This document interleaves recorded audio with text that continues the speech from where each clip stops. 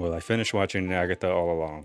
And if you don't mind watching some lesbian witches, give it a watch and judge for yourself. I'll give a quick rundown of every episode, and at the end, determine if it was a good show or not.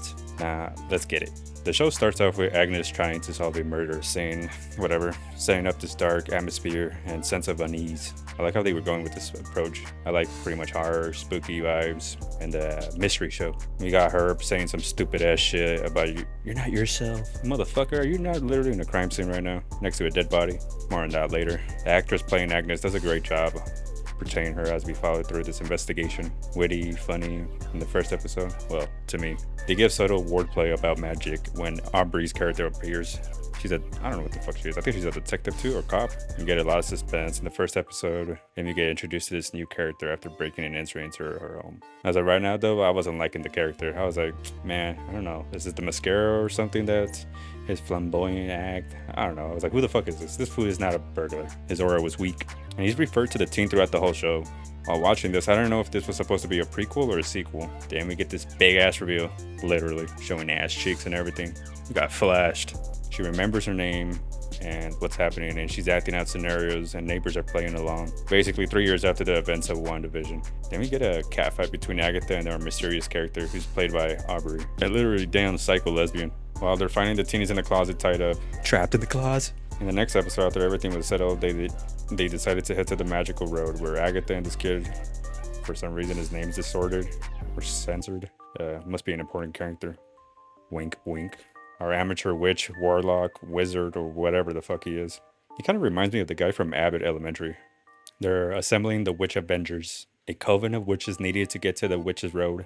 For this episode, just a very informative, slow burn episode, you know, and more mystery on who the fuck this teen is. He tried to explain his backstory, but Agatha couldn't hear anything from him. Strange. They all gathered up back at Agatha's home. Well, she's pretty funny in this, honestly. Like, what are you up to, bitch? All the witches grouped together. They sing a song to open up the road. I guess she was missing a witch, and Agatha just decides to pick up Eric's mom because she's missing a slot. It works. They open the gate to the road of the witches. But then there's 7 ghosts after her. And then in the next episode, we find out the boy has a sigil on him, put by someone unknown. And we basically follow the gang through a journey of trials and a small mention of Mephisto. I was like, hell yeah. And later we got some of the Shining vibes, huh?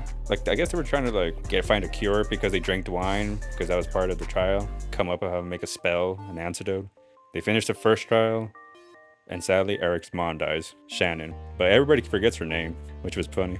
And then it continues with a new trial, and Rio gets summoned by the group because they need an extra since they lost one. And each episode seems to have their unique aesthetics, theme, you know, like curses, and basically focusing on our main characters. And we see some nightmare feel of what was supposedly is a curse. I was like, god damn, wicked. And by episode 5, it shows that Agatha is actually getting hunted by the Salem 7, and they play with a Ouija board. Cool. And then by the end, they get a hint of who the kid is. And if you read the comics, or if you got spoiled by this, or you understood the subtle hints, you should know who the kid is. And then leaving us to the next episode, his backstory. He's an ordinary Jewish boy named William, who ends up getting in a car accident with his parents during the whole Wanda situation. And he's basically Billy Maximoff, who is looking for Tommy. And he believes he'll find him at the end of the Witch's Road, or if he completes or whatever. In a way, William was dying and Billy's soul went inside. And Agatha figured it out. They head to the next trial, just the 2 of them, to play Tarot, I think that's what it's called. Then the other 2 witches join them, and we end up finding out Rio, Aubrey's character, is actually Death. I was like, Lilia takes one for the team. She's a real MVP. And we got her backstory too, how everything connects. I feel like that one was my favorite. Alright, let's wrap this up with episodes 8 and 9. Jennifer fulfills her goal with the road, and now we're left with Agatha and Billy. And she decides to help him out to look for his brother. And he gets out. Agatha and Death fight for a little. Billy has a superhero entrance. Helps out Agatha by giving her some of his powers, but she basically betrays him. She feels bad basically and decides to kiss Death, and she dies. And then in the following episode, it's more like a serious tone, showing how her giving birth and Death showing up to collect, but decides to give her more time. I was like, oh, it's pretty sad actually. And finding out that the Witch's Road was actually her way of stealing their powers and killing them. What a scam. This whole time, the Witch's Road was actually the cause of Billy. Like, he's the one that's made basically the portal, whatever.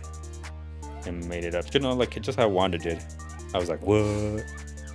And Agatha's a ghost now. She kind of has more of a comic book accurate look now.